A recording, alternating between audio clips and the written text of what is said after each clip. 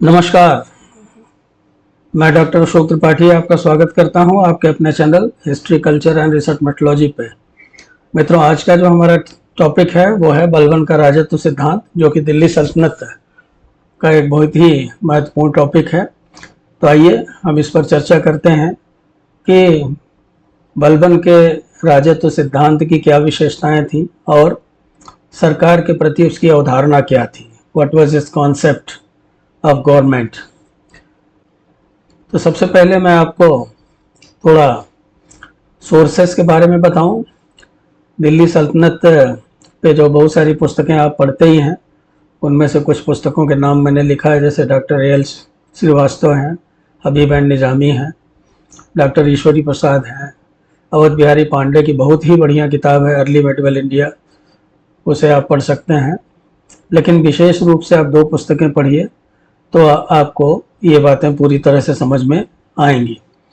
एक तो politics in pre Mughal times, Ishwar Topa की पुस्तक है। दूसरे द गवर्नमेंट ऑफ दिल्ली सल्तनत, यूएन डे की। तो इन पुस्तकों को आप पढ़ेंगे तो आपको बलबन ही नहीं बल्कि और भी बाकी जो सुल्तान हुए हैं उनके राजत्व के सिद्धांतों के विषय में जानकारी प्राप्त होगी। तो मैंने इन्हीं पुस्तकों से सहायता लेकर के आपके लिए कुछ नोट्स भी तैयार किए हैं, जिनके सहारे मैं आपको ये टॉपिक समझाने का प्रयास करता हूँ। साथियों, बलबन 1266 ईस्वी में सिंहासन पर बैठा। उसके पहले वो नासिरुद्दीन महमूद का नायब था, जैसा कि आप सब जानते हैं। तो उसकी मुख्य चिंता थी इस्लामीकृत फारसी राजत्व के राजनीतिक सिद्धांतों और परंपरा के आधार पर ताज की प्रतिष्ठा की स्थापना करना। क्योंकि ताज की प्रतिष्ठा, बलबन जब गद्दी पर बैठा तो उस समय तक इतना उठापटक हुई थी कि ताज की प्रतिष्ठा धूमिल हो चुकी थी।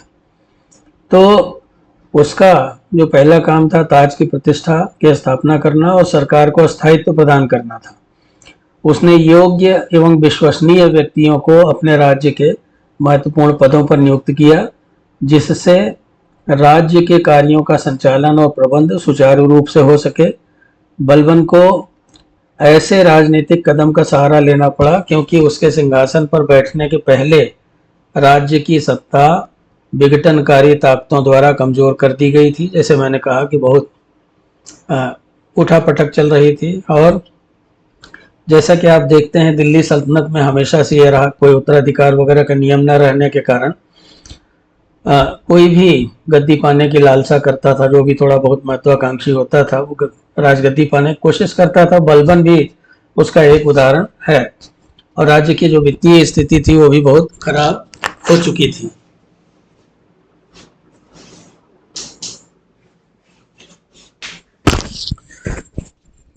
तो मित्रों, बलबन के गद्दी पे आने के समय क्या स्थिति थी वो आपको समझ में आ रहा होगा। बलबन की तात्कालिक चिंता राज्य के पुनरुत्थान की थी। राजनीतिक आवश्यकताओं ने बलबन को सरकार की समस्याओं का पूरी गंभीरता से समाधान करने के लिए बाध्य कर दिया था। क्योंकि कोई भी शासक अगर गद्दी पे आता है तो सबसे पहले उसे जो तात्कालिक कठिनाइयां होती हैं, प्रारंभिक कठिनाइयां, तात्कालिक समस्याएं होती हैं, उनको दूर करना ही पड़ता है। राज्य की सत्ता पुनः स्थापित की गई। उसने बहुत ही कठोर नीति अपनाई, जिसको आप ये कहते हैं कि उसने रक्त और लौह की नीति अपनाई, जिसे कहते हैं ब्लड एंड आयरन की पॉलिसी अपनाई उसने, बिस्मार्क की तरह, जैसे यूरोप के इतिहास में। कुछ ही समय में सरकार की खोई हुई प्रतिष्ठा पुनः स्थापित हो गई उसकी कठोर नीतियों के द्वारा। उसकी प्रशासनिक नीतियां बहुत ही सुविचारित थीं। उसने दैवीय अधिकारों के सिद्धांत में विश्वास रखते हुए यह माना कि राजत्व पृथ्वी पर नियाबत खुदाई है और सुल्तान जो है वो ईश्वर या अल्लाह का प्रतिबिंब होता है, जिसे कहते हैं जिल्ले इलाही। तो वह पहला सुल्तान था जिसने राजत्व संबंधी अपने विचारों का विस्तार पूर्वक विवेचन किया व उसे कठोरता से लागू किया। अपने राज्यारोहण के तुरंत बाद राजनीतिक परिस्थितियों ने बलबन को राज्य में शांति और व्यवस्था और स्थिरता लाने की दृष्टि से पूरी सेना के पुनर्गठन के लिए बाध्य किया। जैसे आप जानते हैं, उसने एक सैन्य विभाग भी स्थापित किया था।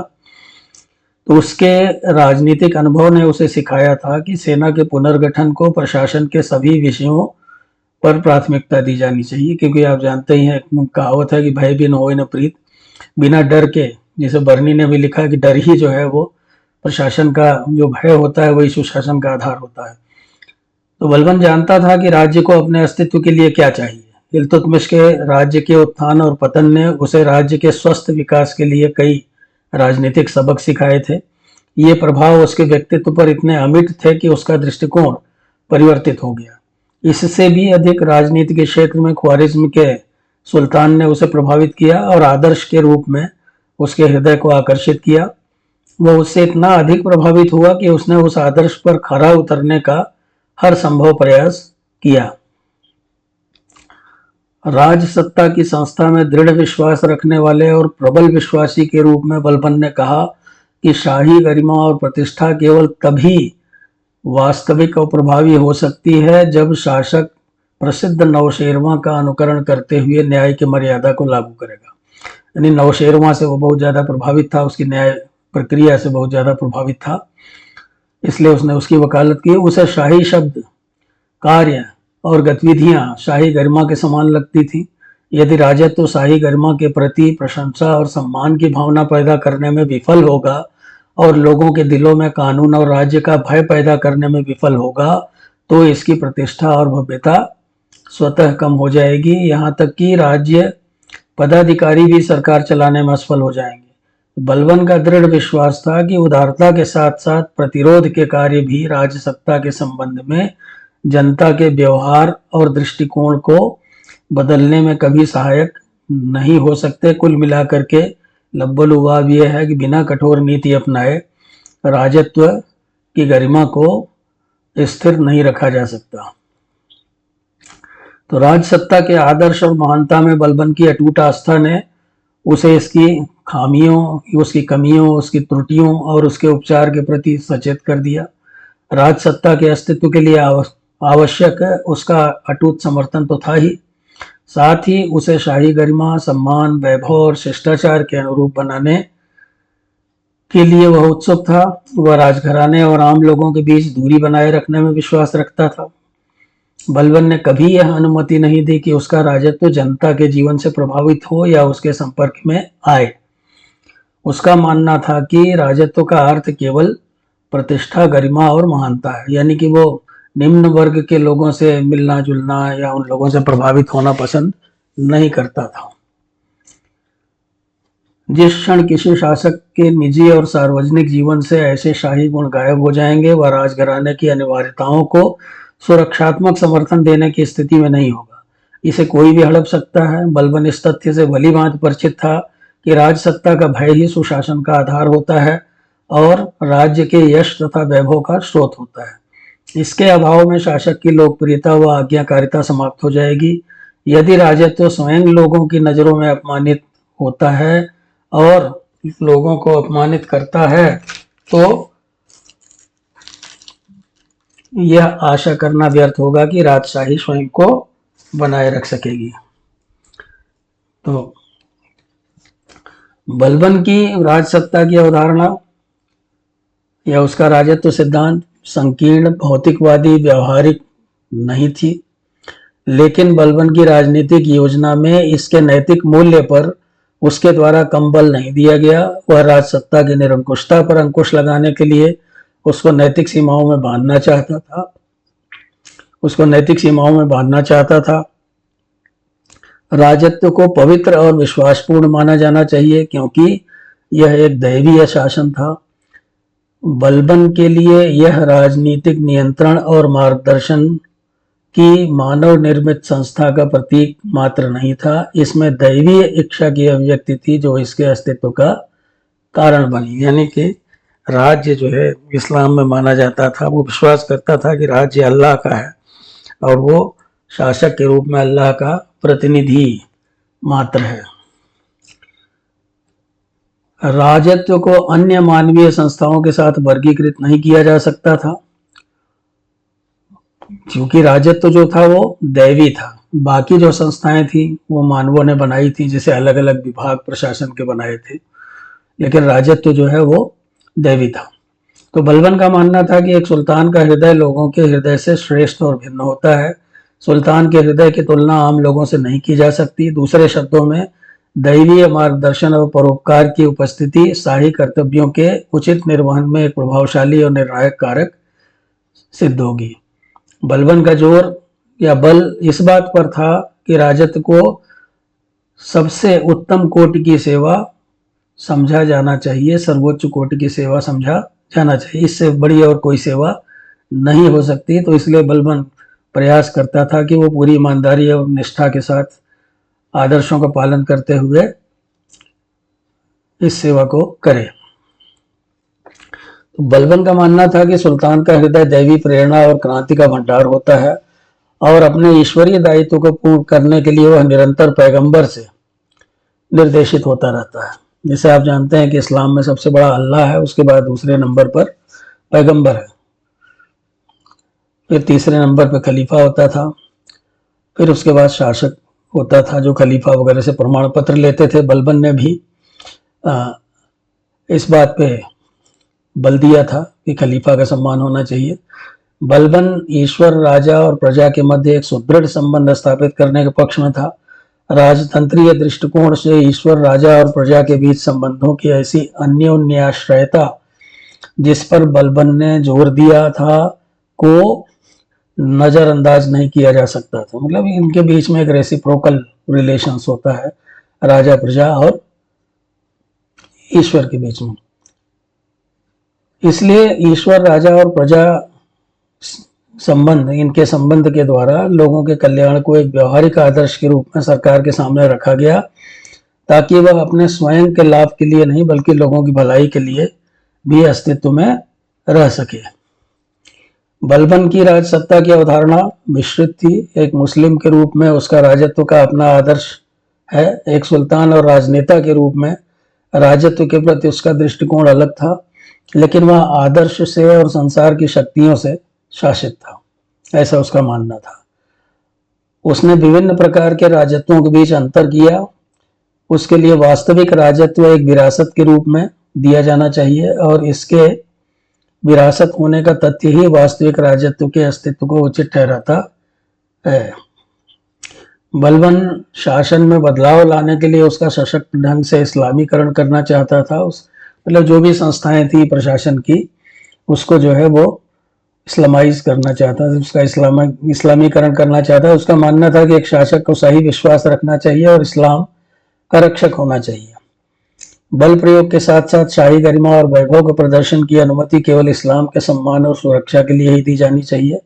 सरकार के कृत्यों द्वारा लोगों को ईश्वर के मार्ग पर चलने के लिए बाध्य करना चाहिए। तो इसी प्रकार वास्तव में धर्म की सेवा की जा सकती है। यदि शिर्क और कुफ्र, जड़ और शाखा को नष्ट करना संभव नहीं था, तो यह ध्यान में रखना चाहिए कि कम से कम इस्लाम की रक्षा के लिए मूर्ति पूजकों को नियंत्रण में रखा जाना चाहिए। जो विधर्मी थे उनके लिए, इस्लाम के लिए, जो मूर्तियां वगैरह की पूजा करते थे, जैसे हिंदू पूजा करते थे, जो कि बहुसंख्यक थे, तो उन्हें सभी सरकारी सेवाओं से वंचित किया जाना चाहिए। केवल जीवन की मूलभूत आवश्यकताएं ही उन पर छोड़ दी जानी, यानी उनको केवल इतना ही काम देना चाहिए कि वो जीवन की मूलभूत आवश्यकताएं पूरी कर सकें, ताकि वे जीवित रह सके। पवित्र धार्मिक विचारधारा वाले और ईश्वर से डरने वाले व्यक्ति को शरीयत की रक्षा करने की शक्ति दी जानी चाहिए और सरकार की बागडोर उन्हें सौंप दी जानी चाहिए। वे सभी जो दुष्ट, नीच और अधार्मिक हैं, उन्हें राजनीतिक और नागरिक अधिकारों और विशेषाधिकारों से वंचित किया जाना चाहिए। तो कुल मिलाकर के हम ये देखते हैं कि राजनीति और धर्म का जो है एक मिश्रण यहाँ हमें दिखाई पड़ता है। तो शासक को न्याय का प्रतीक होना चाहिए। केवल न्याय के माध्यम से ही वह न केवल अपनी मुक्ति प्राप्त करेगा, बल्कि धर्म की रक्षा और शाही कर्तव्यों का निर्वहन भी करेगा। जब तक उसके कार्य सरकार या अन्यथा न्याय की अवधारणा पर आधारित नहीं होते, तब तक कि उसकी शाही गरिमा और वैभव उसके देश से उत्पीड़न और क्रूरता को गायब करने में सहायक नहीं होते। शासक एक राजा के रूप में पूरी तरह विफल होगा। वह हमेशा के लिए, सदैव के लिए नष्ट हो जाएगा, भले ही वह 1000 बार प्रार्थना करता हो, अपना पूरा जीवन उपवास में बिताता हो, अपराध से बचता हो और अपने शाही खजाने को अल्लाह की सेवा में उपयोग करता हो, लेकिन वह नरक में जाएगा। क्यों? अगर वो अपने कर्तव्यों का सही ढंग से पालन नहीं करेगा तो। धार्मिक राजनीतिक उपदेशों ने बलबन पर इतना गहरा प्रभाव छोड़ा था कि वह फूट फूट कर रोने लगता था। कई लेखकों ने इस तरह की बात लिखी है, क्योंकि उसके पास अपने राजनीतिक विचारों या आदर्शों को कार्य रूप में परिणित करने की वास्तविक शक्ति नहीं थी।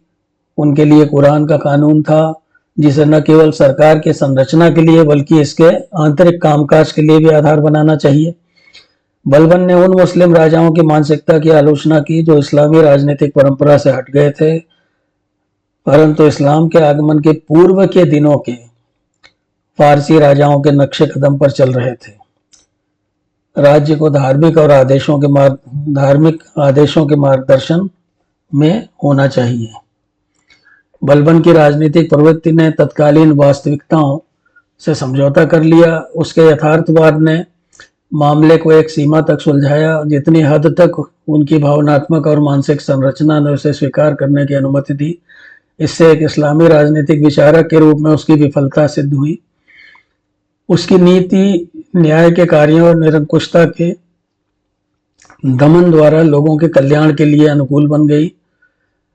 इस प्रकार से सरकार का संचालन लोगों को सरकार के करीब लाने में सहायक रहा होगा, क्योंकि न्याय और सुरक्षा का अर्थ उसके लिए शांति व्यवस्था, जीवन की सुरक्षा और संपत्ति की सुरक्षा को सुनिश्चित करना रहा होगा। लेकिन वास्तव में अगर देखा जाए तो his subjects were more feared than loved।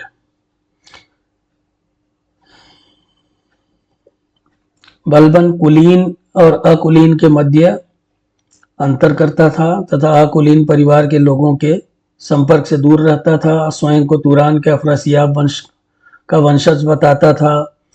पारस के रहन सहन की परंपराओं को अपनाने पर बल देता था, जैसे उसने ईरानी त्योहार नवरोज आदि जो है मनाना प्रारंभ किया। उसने सजदा और कदम बोसी जैसे प्रथाओं को लागू किया।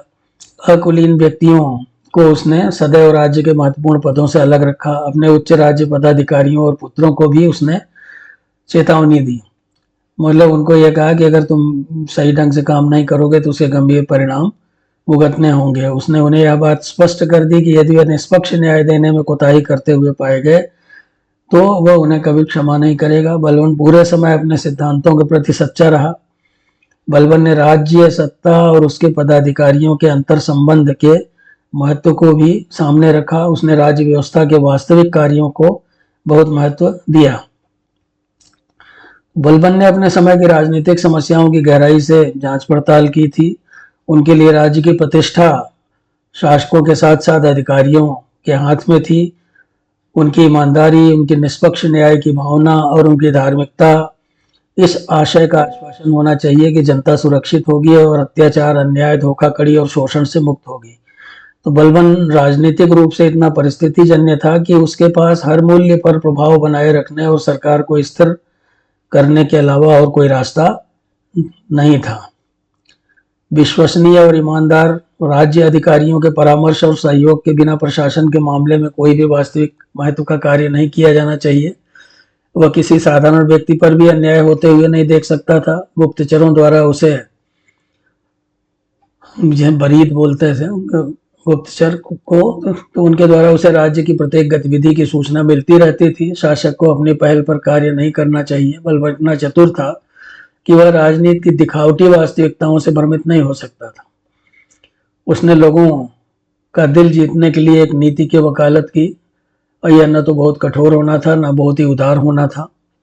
ऐसे भी उदाहरण मिलते हैं कि न्याय को सुनिश्चित करने के लिए उसने जो है अपने कुछ अधिकारियों को कोड़े भी लगवाए थे, क्योंकि उन्होंने अपने सेवकों वगैरह पर अत्याचार किया था।